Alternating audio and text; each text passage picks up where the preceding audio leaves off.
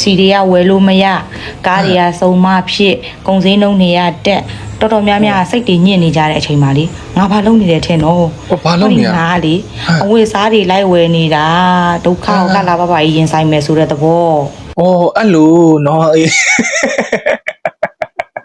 အေးကိုကောင်းပါတယ်နော်ကိုတော်မှပဲလောက်အောင်မယ်အဲ့လိုမျိုးနော်စီစေးဘယ်လောက်တက်ရွှေစေးဘယ်လောက်တက်နော်အဲ့လိုဒုက္ခကိုလှရင်ဆိုင်ဖို့အတွက်ကိုဘာလို့တင်းတော့မျက်နှာဖမ်းလှရနော်လှပသေးရတာ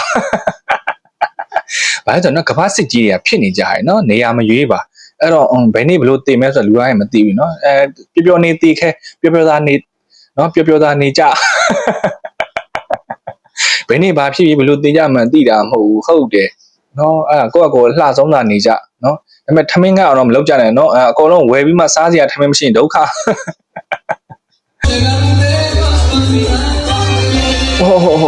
ဟေးဟေး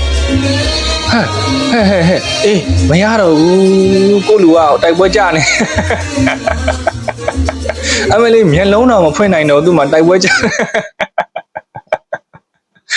နော်အဲ့လိုပဲတနေ့တာလို့ပမန်းသမျှအောင်နော်ဘီယာဆိုင်တို့ဘာလို့မှအပြားဖြေရတာအဲ့လိုမျိုးအိမ်တော်မပြန်နိုင်ဘူးလေးဘက်ကုန်းပြန်မဲ့အနေထားအောင်ရှိတယ်လား